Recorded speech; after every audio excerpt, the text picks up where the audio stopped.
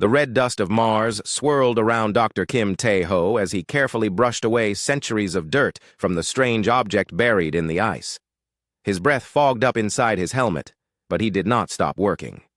This was the most important discovery of his life, and he knew it. Tae-ho had been digging on Mars for 3 years now. Most people thought he was crazy for spending so much time looking for old alien stuff on a dead planet. But Tae-ho believed that Mars held secrets that could change everything humans knew about space and life itself. "Hey, Tae-ho, what do you have there?" Park So-ra called out as she walked over to his dig site. She was the team's language expert, the person who tried to understand alien writing when they found it. Her job was usually boring because they rarely found anything with writing on it. "I think it's some kind of storage device," Tae-ho replied, his voice crackling through the radio. "But it's not like anything we've seen before. Look at this." So-ra knelt down next to him and looked at the object he had uncovered.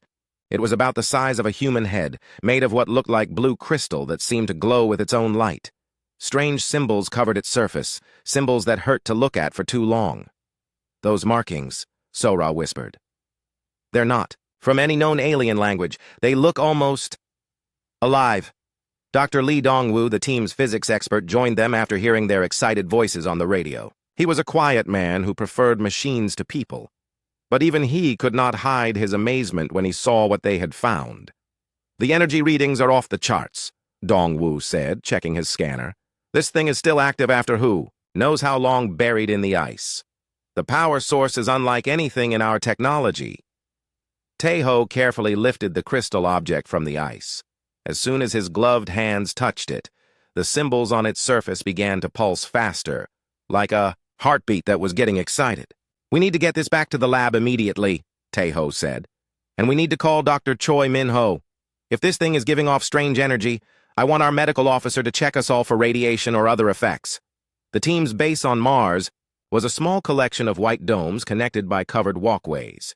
It was not much to look at, but it had everything they needed to study their findings. The main lab was filled with computers, scanners, and other equipment that could analyze almost anything they brought back from their digs. As they placed the crystal object on the main examination table, Dr. Choi Min-ho arrived with his medical scanner. He was always worried about the team's health, especially when they found things that glowed or gave off energy. "Everyone needs to be scanned before we continue," Min-ho announced. Unknown alien technology could be dangerous to human biology. While Min-ho ran his medical checks, So-ra began photographing the symbols on the crystal. She had studied alien languages for 15 years, but these markings were completely different from anything she had ever seen. They seemed to shift and change when she was not looking directly at them. "Tae-ho, you need to see this," Dong-woo called out from his computer station. "I've been scanning the crystal with every type of sensor we have. The internal structure is impossible. It's like the crystal exists in more dimensions than we can see." "What do you mean?" Tae-ho asked, walking over to look at the screen. "Look at these readings. The crystal appears to be solid, but our deep scans show empty spaces inside that are bigger than the crystal itself. It's like it's folded space somehow." So-ra looked up from her photographs. "That would explain why these symbols seem to move. Maybe they're not just on the surface. Maybe they exist in those folded spaces too." Min-ho finished his medical scans and frowned at the results. "This is strange. All of your brain activity is higher than normal. Not dangerous, but definitely unusual. It's like something is making your minds work faster." "Could it be the crystal?" Tae-ho asked. "Possibly. I recommend we limit our exposure time until we know more." But Tae-ho could not stay away from the crystal. Something about it called to him, like it was trying to communicate. That night, he returned to the lab alone to study it more carefully. As he sat in the quiet lab with only the hum of machines for company, Tae-ho noticed that the crystal's glow was getting brighter. The symbols on its surface were pulsing in, a pattern that almost seemed like a code. He activated his recording equipment and began documenting the patterns. After an hour of watching, he realized the symbols were not random. They were repeating sequences, like a language or a message. "Computer, analyze the symbol patterns for mathematical sequences," he ordered. The computer worked for several minutes before responding. Pattern analysis complete. The sequences appear to contain star map coordinates and what may be catalog numbers for stellar objects. Taeho's heart began beating faster. Star maps meant this crystal came from a civilization that traveled between stars. But according to everything humans knew, no alien civilization in this part of the galaxy had that technology. He called Sora and Dongwu back to the lab, despite the late hour. When they arrived, he showed them what he had discovered. "If these are star maps," Sora said, studying the patterns, "then we can try to match them to known star positions. Maybe we can figure out when this was made and where it came from." Dongwu ran the coordinates through their astronomical database. What he found made all of them go silent. "These coordinates point to star systems that died millions of years ago," he said quietly. "But the maps show them as they were when they were alive, with planets and everything. This crystal is older than human civilization by a huge amount." "There's more," Sora added, her voice excited but also frightened. "I'm starting to recognize some of these symbols. They're not just coordinates, they're warnings." "Warnings about what?" Taeho asked. Sora pointed to a group of symbols that appeared over and over in the crystal's patterns. "This symbol group keeps repeating. Based on the context, I think it translates to something like the Devourers or the hunger that eats stars. And this other group, I think it means the ones who bring silence." "What kind of civilization creates warnings about things that eat stars?" Dongwu wondered aloud. Taeho was studying another section of the patterns when he found something that made his blood run cold. "Sora, what do you think this coordinate set refers to?" Sora looked at the symbols he was pointing to and ran them through the computer. When the result came back, she stepped away from the console like it had burned her. "Those coordinates point to our solar system," she whispered, "and the designation next to them translates to Quarantine Zone Omega." The three scientists stared at each other in the quiet lab. Mars, Earth, their entire solar system had been marked on an ancient alien star map as a quarantine zone. Something had been locked away here, something that the makers of the crystal thought was too dangerous to let loose in the galaxy. "We need to find more crystals," Taeho said finally. "We need to understand what was quarantined here and why." Minho's voice came over the lab speakers, startling them all. "Sorry to interrupt, but you all need to come to the medical bay immediately. I'm reading some very strange energy signatures coming from your location, and they're affecting the entire base." As they walked to the medical bay, none of them noticed that the crystal behind them was now glowing so brightly that it lit up the entire lab. The symbols on its surface were moving faster than ever, and new patterns were appearing that had never been there before. In the medical bay, Minho showed them readings that made no sense. "The energy from that crystal is not just affecting the base electronics. It's affecting all of you on a genetic level. Your DNA is showing changes that should be impossible." "What kind of changes?" Sora asked, though she was not sure she wanted to know the answer. "Your genetic code is becoming more complex. New sequences are appearing that don't match any known human genetics. It's like something is rewriting your biology." Taeho looked at his teammates and realized they were all thinking the same thing. Whatever had been quarantined in their solar system was starting to wake up, and it was waking up inside them. The Luna Research Station was the most secure place humans had ever built. Hidden on the far side of Earth's moon, it was where humanity kept its most dangerous discoveries and conducted its most secret research. Taeho and his team had been moved there 3 days after finding the crystal on Mars, along with everything they had discovered. The crystal now sat in a specially built containment chamber, surrounded by sensors and shields that could stop almost any kind of energy. But the crystal did not seem to care about their precautions. It continued to glow and pulse with patterns that were becoming more complex every day. "I've been working on the translation for 72 hours straight," Sora said, rubbing her tired eyes. "The AI translation system keeps finding new layers of meaning in these symbols. It's like each symbol contains multiple messages hidden inside each other." Dr. Choi Minho looked worried as he reviewed her medical readings. "You need to rest, Sora. Your brain activity is 3 times normal levels. Whatever this crystal is doing to you, it's accelerating your mental processes beyond what should be humanly possible." "I can't stop now," Sora replied. "I'm so close to understanding what this thing is trying to tell us." The patterns are starting to make sense. And what I'm seeing... She paused and looked at the crystal through the observation window. What I'm seeing is terrifying. Taeho joined them in the observation room. He had been analyzing the crystal's structure with Dongwu, trying to understand how something could exist in more dimensions than they could see. The work was exhausting, but he felt compelled to continue, as if something inside him knew how important this discovery was. Show us what you found, Taeho said. Sora activated the main display screen and brought up her translation work. The screen filled with alien symbols alongside her English translations. These aren't just star maps, she began. They're historical records. The crystal contains the final testimony of a species called the Vorthak. Final testimony? Dongwu asked. You mean like a last message before they died? Not just died, Sora said grimly. Exterminated, along with dozens of other advanced civilizations that once controlled this galaxy. And according to these records, they were all destroyed by the same thing. She highlighted a section of symbols that appeared repeatedly throughout the crystal's data. The Vorthak had a name for what destroyed them.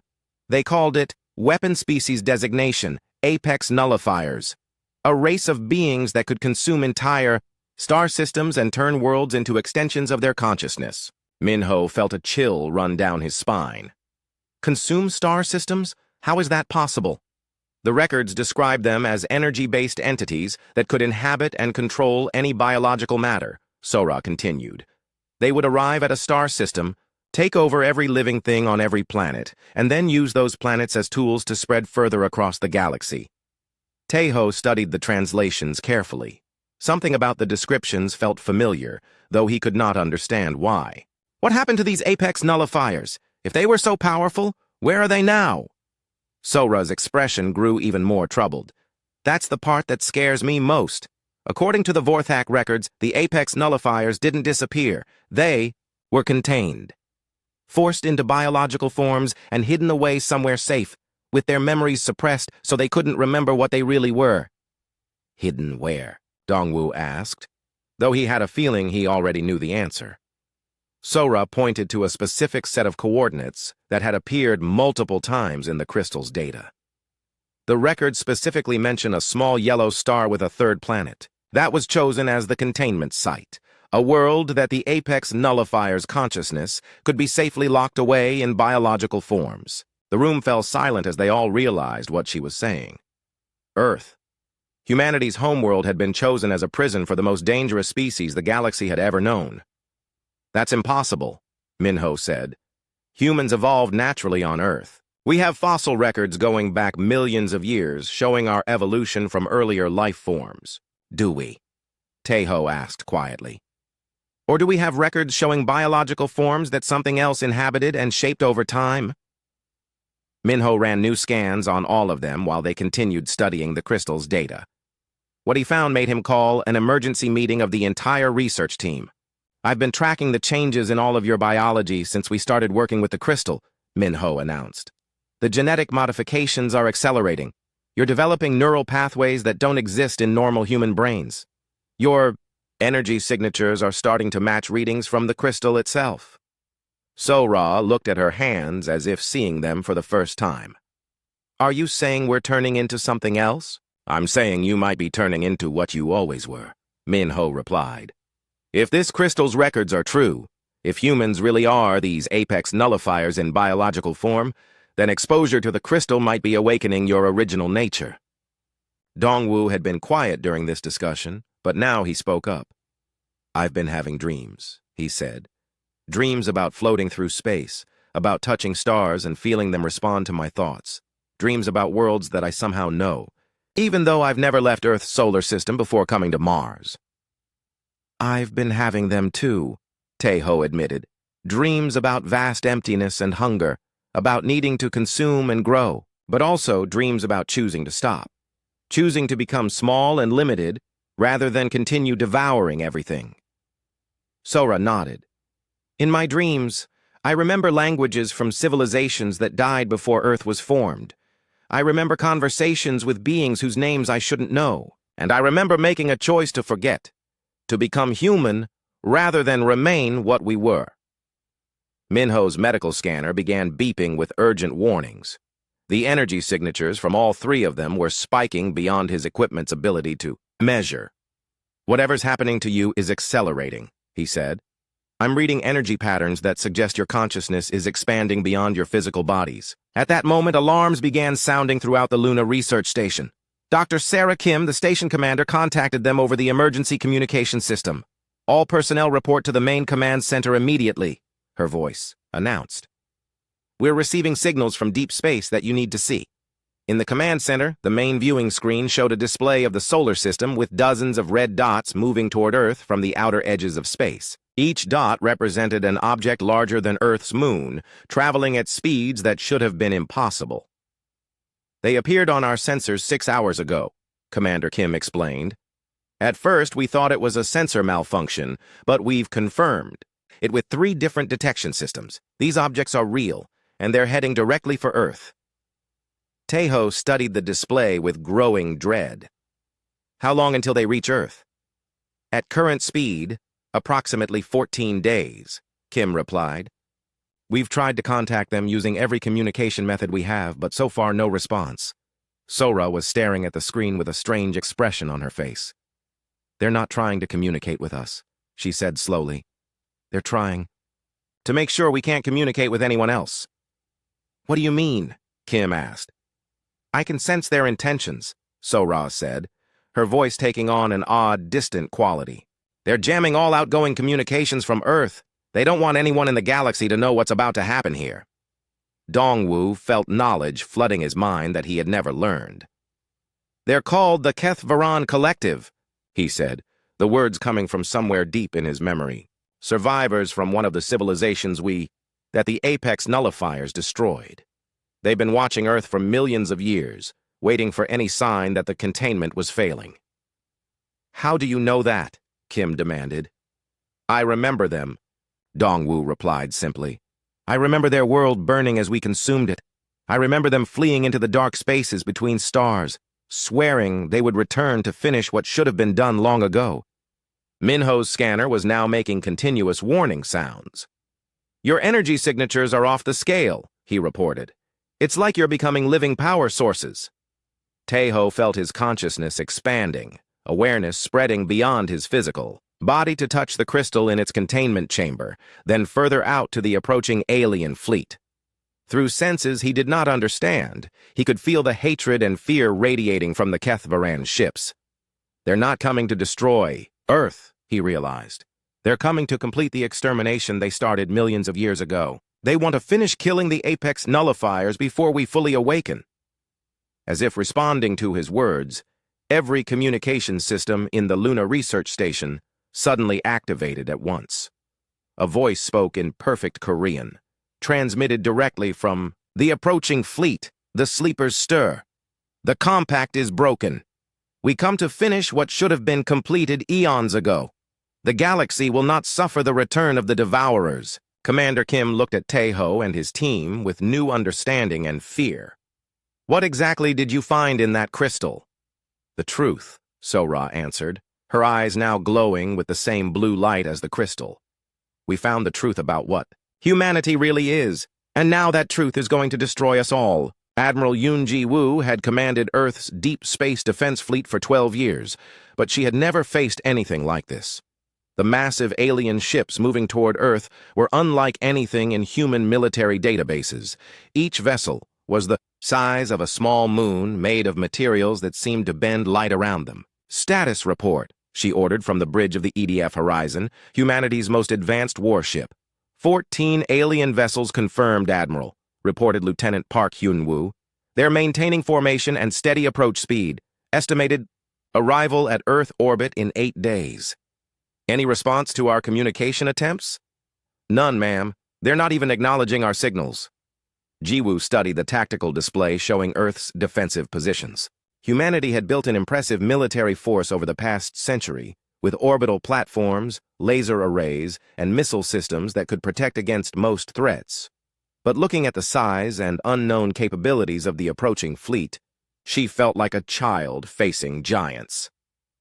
"Admiral," came a voice from her communication officer, We're receiving a priority message from Luna Research Station. Dr. Kim Tae-ho is requesting immediate transport to Earth. He says it's related to the approaching alien fleet. Put him through. Tae-ho's face appeared on the main screen, but Ji-woo could see immediately that something had changed about him. His eyes held a strange depth, as if he was looking at things beyond what normal humans could see. Admiral, my team, and I need to speak with Earth's leadership immediately, Tae-ho said. We have information about the approaching aliens that could change everything. Dr. Kim, I understand you've made some important archaeological discoveries, but right now, we're focused on defending Earth from invasion. Admiral, what if I told you that these aliens aren't invading Earth? What if they're coming to prevent something far worse from escaping? Ji-woo felt a chill at his words. Explain.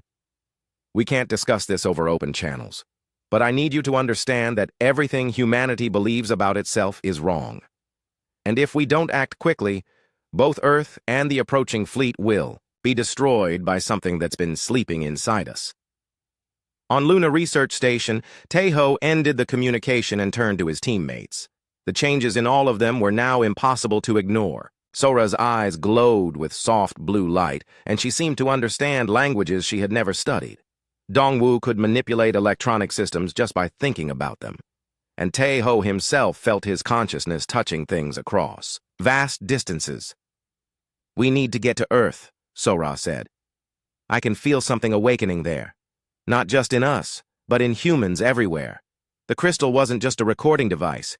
It was a trigger. Dr. Minho ran another medical scan and shook his head in amazement.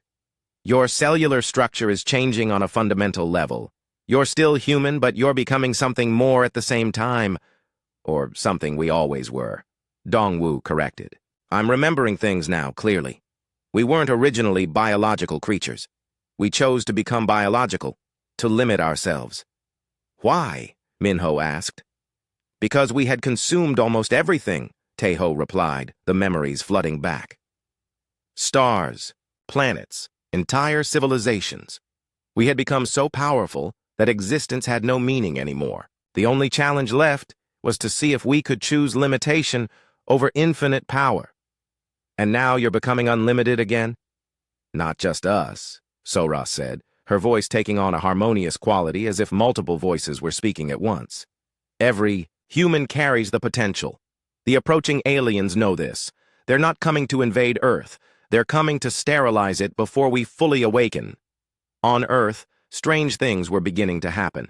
In Seoul, Chef Bae Jun-sik was preparing dinner when he suddenly stopped and stared at his hands. For a moment, he could see energy patterns in the food he was cooking, and he understood how to rearrange those patterns to create something that had never existed before. In Busan, teacher Han Yu-jin was grading papers when words appeared in her mind in languages she had never learned. Ancient languages from civilizations that had died before Earth was formed. She found herself writing responses to her students' questions in scripts that hurt to look at directly. In the countryside, farmer Song Il-han was working his fields when he felt the soil respond to his thoughts. He watched in amazement as plants grew faster than should be possible, taking shapes that followed patterns he somehow remembered from dreams of distant worlds. All across Earth, humans were experiencing moments of impossible knowledge and ability.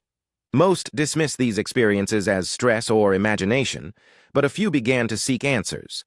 The alien fleet continued its approach, and Admiral Ji-woo found herself dealing with increasingly strange reports from her ships. Admiral, we're detecting energy surges from Earth, Lieutenant Park reported. The patterns don't match any known technology, but they're growing stronger by the hour. What kind of energy? Unknown, ma'am, but our sensors are picking up similar patterns from the approaching alien vessels. It's almost like they're responding to whatever's happening on Earth. On the bridge of the lead Kethvaran vessel, High, Commander Thexmarin watched Earth through sensors that could perceive dimensions beyond physical space. What he saw filled him with the ancient terror that had driven his people to the dark spaces between stars. The awakening has begun, he reported to his fleet. The Devourers are remembering their true nature. We must complete the sterilization before they achieve full awareness. His tactical officer, a being whose ancestors had witnessed the destruction of 100 worlds, trembled as he spoke. Commander, our long-range sensors are detecting awakening signatures from multiple points on the planet. The contamination is spreading faster than our projections indicated. Then we must act immediately, Thexmarin decided. Begin charging the extinction weapons. We will cleanse this system as we should have done eons ago. But as the Kethvaran fleet-powered their weapons, something unexpected happened. The energy beams they fired toward Earth, designed to sterilize all biological life, had the opposite effect than intended. Instead of destroying humans, the alien weapons triggered massive awakening events across Earth's population. The energy that was meant to kill activated dormant genetic sequences that had been sleeping for millions of years. In Seoul, Jun-sik found himself remembering vast kitchens that spanned entire star systems, where he had prepared feasts for beings of pure energy. In Busan, Yujin recalled teaching the fundamental forces of the universe to students who existed as living mathematics. In the countryside, Ilhan remembered when he had cultivated galaxies like gardens, nurturing civilizations and watching them grow. The bombardment is having the opposite effect, Sora announced from Luna Station. Her consciousness now expanded enough to monitor events across Earth. The Kethvaran weapons are designed to disrupt the biological containers that hold our original consciousness. But instead of destroying us, they're freeing us. Taeho felt his awareness spreading across space to touch the minds of awakening humans around the globe. Each awakened human became part of a growing network of consciousness that remembered what they had once been. We need to stop the bombardment, he realized. If this continues, we'll awaken completely, and then we might not be able to control what happens next. Dongwu was already working on the problem, his enhanced abilities, allowing him to interface directly with the station's communication systems. I'm trying to contact the Kethvaran fleet, but they're not responding to normal communication methods. Then we don't use normal methods, Sora said. Her consciousness reached out across space, touching the mind of High Commander Thexmarin directly. On the Kethvaran flagship, Thexmarin staggered as an alien presence touched his thoughts. But this was not the mindless hunger he expected from the Devourers. This was something else. Something that retained the power of the ancient destroyers, but carried new qualities his people had never encountered. Commander, the presence spoke, directly into his mind. We need to talk. Impossible, Thexmarin whispered. The Devourers do not communicate. They only consume. We are not what we once were, Sora's voice replied. Your bombardment is awakening us, but we are not becoming the same beings you remember. We have learned something during our time in biological form. We have learned to choose. On Earth, Admiral Jiwoo watched in amazement as the alien bombardment suddenly stopped. The massive ships hung motionless in space, as if their commanders were reconsidering their actions. Admiral, Lieutenant Park reported, we're receiving a message from Luna Research Station. Dr. Kim's team is requesting immediate transport to the flagship of the alien fleet. That's suicide, Jiwoo replied. Those ships have been trying to destroy us. Ma'am, came Taeho's voice over the communication system. The Kethvaran fleet stopped firing because we made contact with their commander, but the situation is still extremely dangerous. Every minute that passes, more humans are awakening to their true nature. If we can't reach an understanding soon, neither humanity nor the Kethvaran will survive what comes next. Jiwoo looked at the tactical display showing the massive alien vessels and felt the weight of humanity's survival on her shoulders. Dr. Kim, if you're wrong about this, you'll be responsible for giving our enemies access to whatever knowledge you've discovered. Admir. The first wave of memory awakening hit Earth's population like a tsunami of consciousness. In major cities around the globe, humans suddenly found themselves remembering lives that spanned millions of years and experiences that encompassed entire galaxies. In Seoul, Chef Bai Jun-sik was serving lunch to customers when the memories crashed into his mind. He saw himself as a being of pure energy, flowing through the Andromeda galaxy and consuming its stars one by one. He remembered the taste of supernovas and the texture of planetary cores. His customers watched in terror as his eyes began glowing and the food in his kitchen started rearranging itself into impossible geometric patterns. I remember, Jun-sik whispered, his voice carrying harmonics that made the windows vibrate. I remember eating galaxies like fruit. Across the city, teacher Han Yu-jin was in the middle of explaining mathematics to her students when ancient knowledge flooded her consciousness. She suddenly understood equations that described the fundamental structure of reality itself. Her students screamed as the air around her began to shimmer and mathematical symbols appeared floating in the space above her head. "The universe is so much simpler than we taught you," she said, her voice now speaking in multiple frequencies. "Let me show you how stars are born." In the countryside, farmer Song Il-han felt the earth respond to memories of when he had shaped entire worlds. His small farm began expanding rapidly as plants grew into structures that resembled alien architecture. The soil itself started glowing with energy patterns that connected to similar patterns appearing across the globe. "I cultivated civilizations," Il-han said to his terrified neighbors. "I planted the seeds of intelligence and watched them grow into wonders that spanned solar systems." These awakening events were happening everywhere. In New York, a businessman found himself remembering when he had worn the bodies of 1,000,000 different species. In London, a doctor began healing patients by reaching into their bodies with energy that existed beyond physical dimensions. In Tokyo, a student discovered she could perceive time as a physical dimension she could navigate.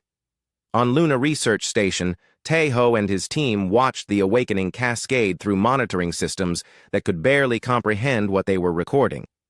"The changes are accelerating beyond our projections," Dr. Minho reported, his voice filled with awe and terror. "Humans worldwide are developing abilities that rewrite the laws of physics, and the energy signatures they're giving off are identical to what we recorded from the crystal."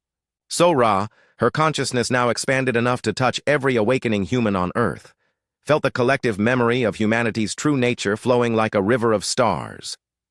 "We're remembering who we were before we chose to become human," she explained. "For millions of years, we existed as pure consciousness, capable of inhabiting and controlling any form of matter.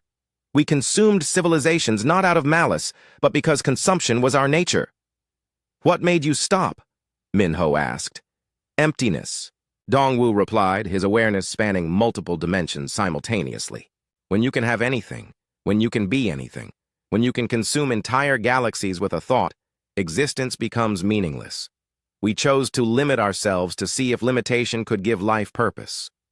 Above Earth, the Kethvaran fleet had stopped their bombardment, but High Commander Thexmarine was faced with a decision that would determine the fate of the galaxy.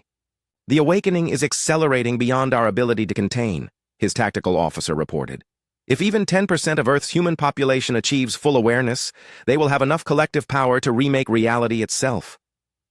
Thexmarine studied the energy readings from Earth's surface. Each awakening human was becoming a being capable of manipulating matter and energy on a cosmic scale. But there was something different about these awakenings that puzzled him. "They're not consuming," he observed. "The awakened humans are displaying their original powers, but they're not beginning the feeding cycle we documented in our historical records." "What does that mean, Commander?" "I don't know. In all our archives, the devourers were driven by an insatiable hunger to consume and grow. These beings have the same power, but they seem to be restraining themselves. On Earth, the awakened humans were indeed exercising unprecedented restraint. Junsik found himself capable of converting matter into energy with a thought, but instead of consuming his restaurant, he was creating new forms of food that could nourish both body and spirit. Yujin could reshape reality by speaking mathematical truths, but she was using her power to teach rather than dominate. Ilhan could transform landscapes with his consciousness, but he was making his farm into a garden that produced beauty as well as sustenance. Admiral Ji Woo, monitoring the situation from her flagship, received reports that seemed to contradict everything she thought she knew about hostile alien invasions. "Admiral, the awakened humans aren't causing destruction," Lieutenant Park reported. "They're improving things. The farm in the countryside is now producing crops that could feed half the country. The teacher in Busan is healing students with learning disabilities by reshaping their neural pathways. The chef in Seoul is creating food that somehow makes people healthier just by eating it." "That doesn't make sense," Jiwoo replied.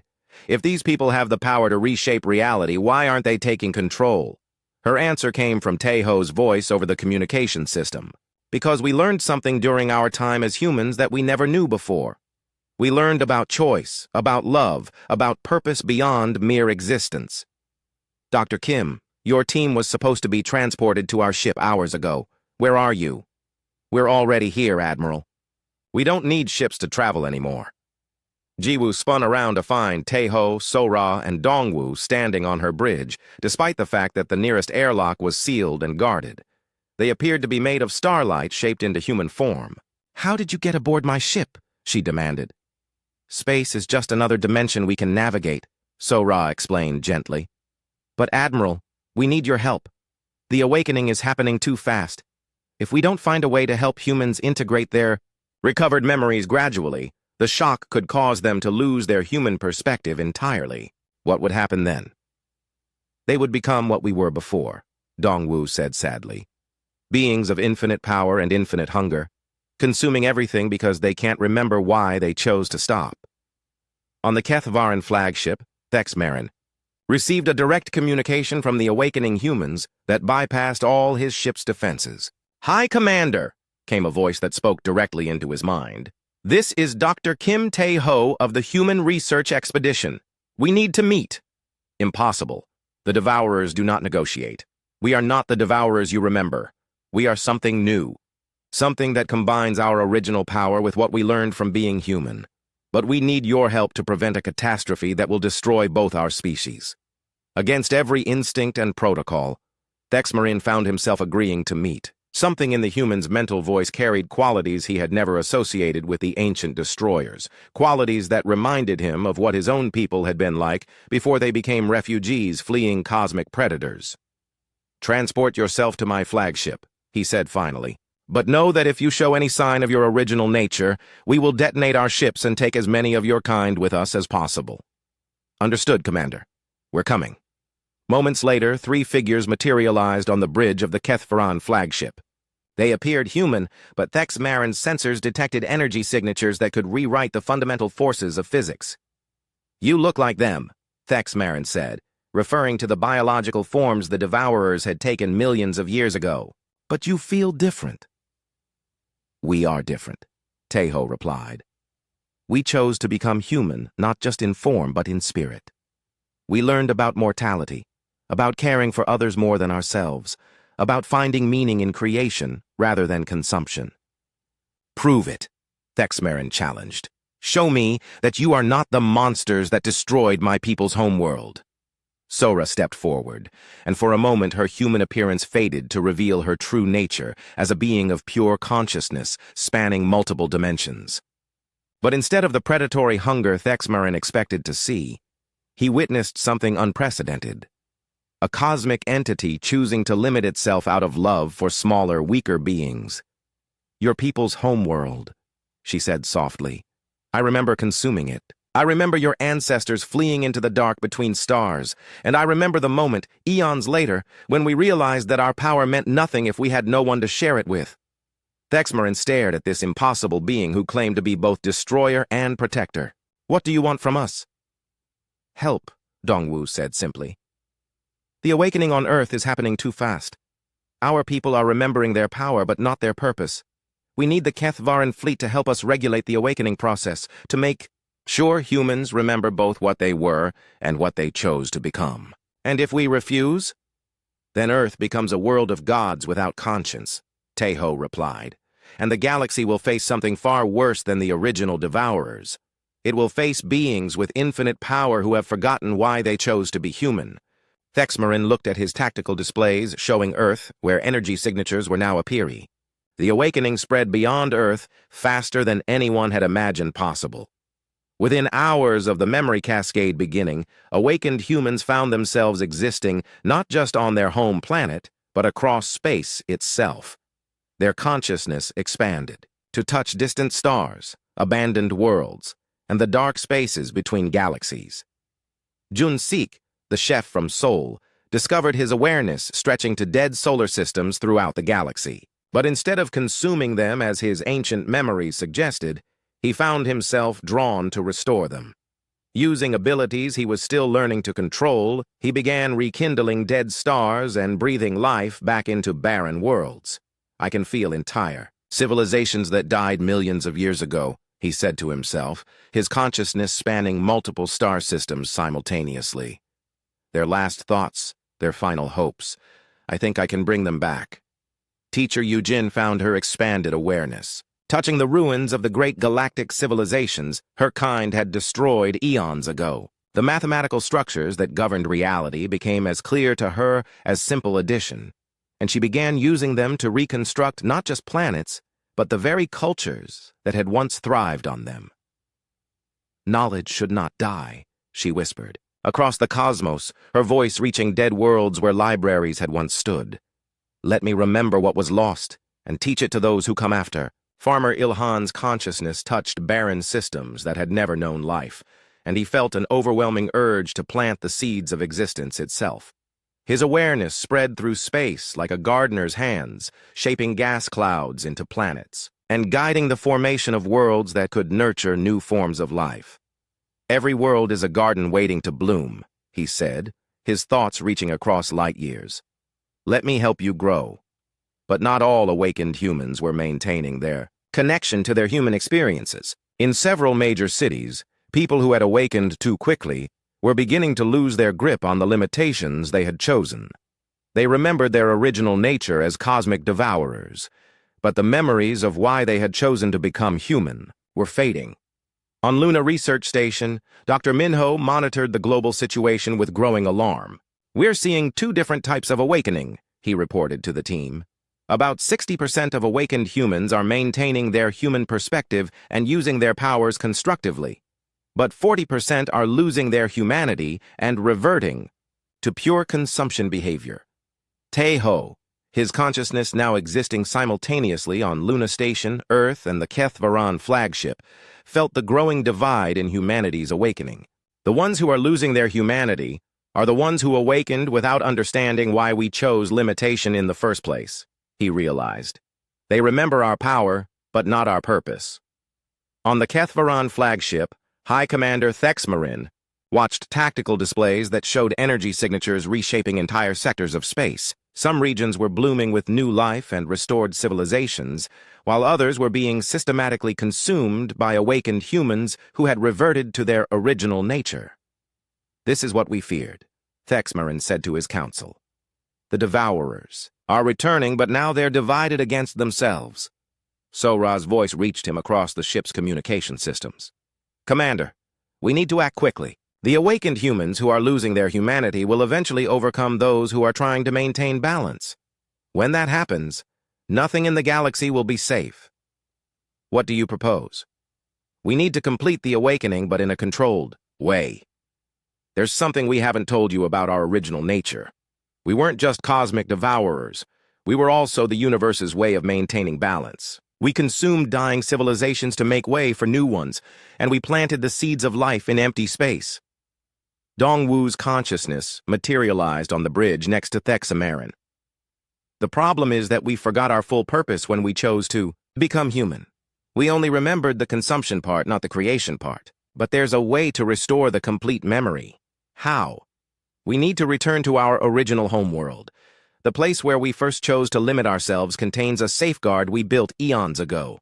If we can reach it, we can help all awakened humans. Remember not just what they were, but why they chose to change. Thexmarine consulted his star charts.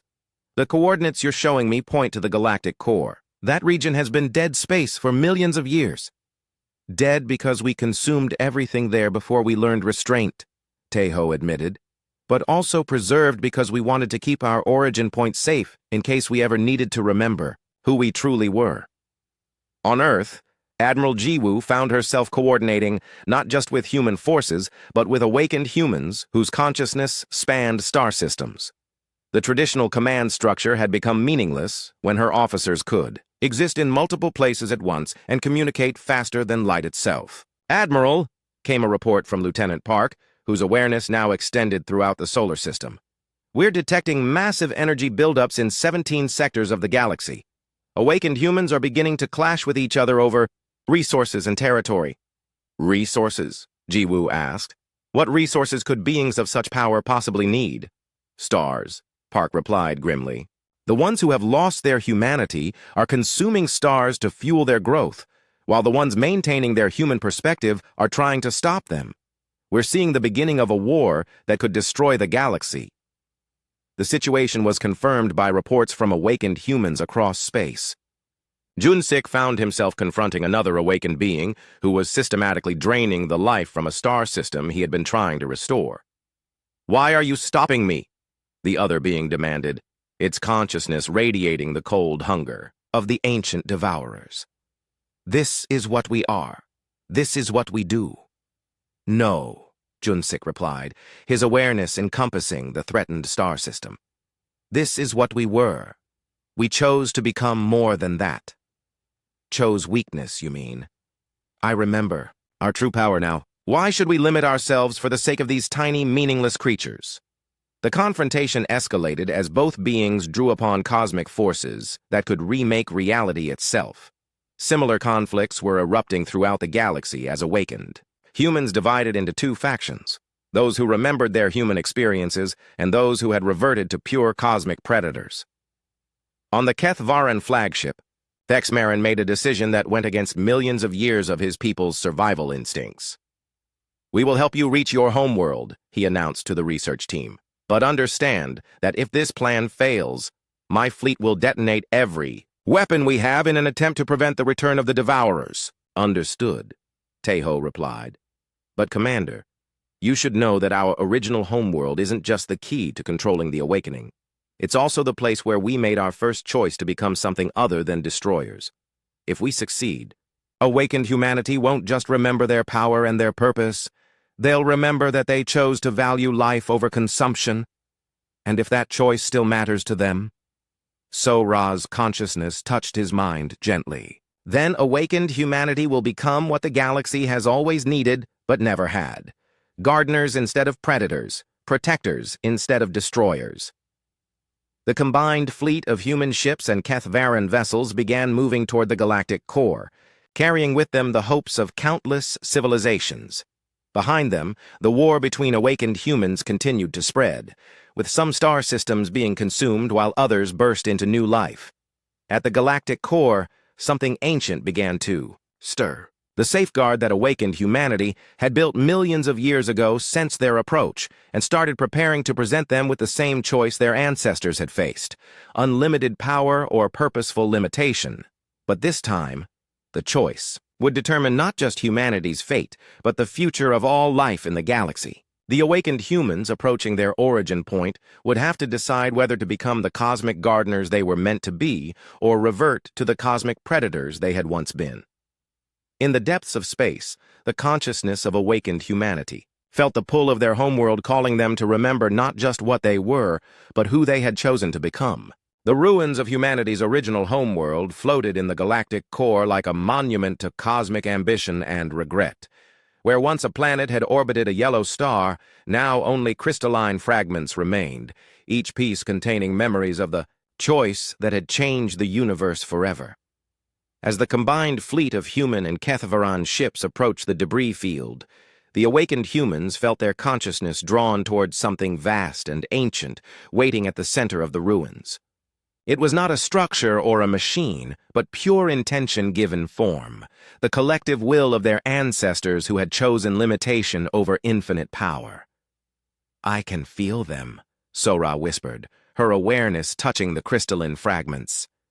"Every human who participated in the original choice, their reasons, their hopes, their fears about what they were becoming." Tejo's consciousness expanded to encompass the entire debris field, and through it he could perceive the moment when humanity's ancestors had made their decision. They had been beings of pure energy, capable of consuming galaxies with a thought, but they had grown weary of existence without meaning. They built this place as a test, he realized. Not just for themselves, but for any of their kind who might awaken in the future. A choice between returning to cosmic dominion or forging a new path. On the Kethvaran flagship, High Commander Thexmarin watched as the energy signatures from the awakened humans began to change. The chaotic patterns of power that had threatened to tear the galaxy apart were becoming more organized, more purposeful. "What's happening to them?" his tactical officer asked. "They're remembering," Thexmarin replied. "Not just their power, but their purpose." At the center of the debris field, an ancient intelligence stirred to life. It had waited millions of years for this moment, when awakened humanity would return to face the same choice their ancestors had confronted. The intelligence spoke, its voice reaching every human consciousness simultaneously. "Children of the choice," it said, the words carrying harmonics that resonated across dimensions. "You have awakened to your true nature, but awakening is not enough. You must now decide what that nature will become." Before the assembled humans, both those maintaining their humanity and those who had reverted to predatory behavior, 3 paths appeared in their shared consciousness. The first path showed them returning to pure energy, abandoning biological form forever and resuming their role as cosmic devourers. They would be free to consume stars and civilizations, to grow without limit until nothing remained but themselves. The second path showed them choosing complete limitation, sealing away their cosmic abilities forever, and remaining as ordinary humans until their species naturally evolved or died out. The third path was something new, something their ancestors had only dreamed of but never achieved. It showed them using their cosmic power not to consume or to hide, but to nurture and protect. They would become gardeners of the galaxy, using their abilities to foster life rather than destroy it. Dongwu felt the weight of the choice settling over all awakened humanity. "We're not just choosing for ourselves," he said. "We're choosing for every species in the galaxy, every world that could exist, every form of life that might evolve." Across space, awakened humans began making their decisions. Some, overwhelmed by the memory of cosmic power, chose the first path and began transforming back into pure energy. But as they did, something unexpected happened. The universe itself seemed to resist their choice, creating barriers that prevented them from fully abandoning their biological connections. "The galaxy has changed since our ancestors' time," Yujin observed, her consciousness spanning multiple star systems. "Life has become more complex, more interconnected. The universe needs gardeners now, not more predators." One by one, the awakened humans who had been reverting to predatory behavior found themselves drawn to the third path. Junsik, who had been restoring dead star systems, felt his purpose expanding to encompass entire galactic regions. Ilhan discovered that his gardening instincts could be applied to the cultivation of entire civilizations. Yujin realized that her teaching abilities could help new forms of life learn to thrive. But the most surprising choice came from those humans who had never fully awakened. Ordinary people across Earth and the colonies began volunteering to accept partial awakening, choosing to gain just enough cosmic awareness to help with the great work of galactic gardening while remaining fundamentally human. Admiral Jiwoo, still commanding her fleet from Earth orbit, felt the offer of awakening touch her mind. She could join the cosmic gardeners, gaining abilities beyond imagination while keeping her human perspective and values. "I accept," she said, and felt her consciousness expand to encompass not just her ship, but the entire defensive fleet. She understood now that Earth would need protectors who combined human judgment with cosmic power. On the Kethvaran flagship, Thexmarin received an unexpected communication from Taiho. "Commander, we want to make you an offer. Our people destroyed your homeworld millions of years ago. Let us restore it." "Impossible. The dead cannot be brought back to life." "Perhaps not exactly as they were." Sora's voice joined the conversation. "But we can recreate your world, and we can use the genetic information stored in your people's memories to restore your species to its original numbers. Not as resurrection, but as a gift of new life."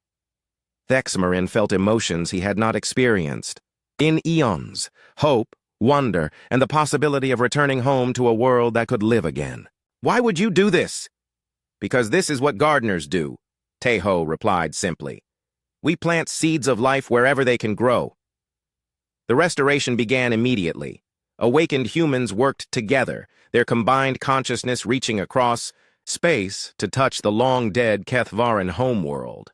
Using abilities that transcended physics, they began reconstructing not just the planet's physical form, but the entire ecosystem that had once thrived there. As the world took shape, other awakened. Humans were doing similar work throughout the galaxy. Dead civilizations were being restored to life, barren systems were blooming with new worlds, and the dark spaces between stars were being seeded with the potential for future evolution. But perhaps the most remarkable change was happening on Earth itself. The planet was becoming a living entity, its biosphere enhanced by the consciousness of awakened humans who chose to remain connected to their birth world. Earth became the heart of a galactic network of gardened worlds, each one unique but all connected by the guiding consciousness of humanity's new role. Sora found herself existing simultaneously across multiple dimensions, teaching alien children on restored worlds while also shepherding the birth of new stars in empty space. Her consciousness had become vast enough to nurture entire sectors of the galaxy, but she remained connected to her human memories and values. "We've become what we were always meant to be," she said to her fellow awakened humans. "Not destroyers or victims, but caretakers of infinite possibility." The new compact was formalized not through treaties or documents, but through the shared consciousness of all species in the galaxy. Humanity would serve as cosmic gardeners, protecting and fostering life wherever it appeared. In return, other species would help develop new forms of existence that combined the benefits of biological life with the advantages of cosmic awareness. The Kethvaran became the first alien ambassadors to the new human collective, with Thex Marin establishing an embassy on the restored Earth. Other species, freed from the fear of cosmic predators, began emerging from hiding places where they had waited for millions of years. The galaxy transformed from a place of fear and scarcity into a realm of abundance and growth. Every world teemed with life, protected by beings who had chosen love over power, creation over consumption. The dark spaces between stars became nurseries for new forms of existence, guided by gardeners who remembered what it meant to be human. In the final moment of the Great Awakening, as humanity settled into its new role as cosmic caretakers, Teho stood on the restored Earth and looked up at stars that now pulsed with the rhythm of guided life. "We chose well," he said to his companions, both human and alien. "We chose to become more than what we were, without losing what made us who we are." The galaxy had been saved not by weapons or barriers, but by the simple choice to nurture rather than consume. Humanity had become what the universe had always needed: gardeners of infinity, protectors of the possible, and shepherds of life itself. And in the vast cosmos where every world now bloomed with purpose, the echo of that choice continued to spread, promising that life would always find a way to grow, guided by those who remembered that the greatest power was the power to create rather than destroy.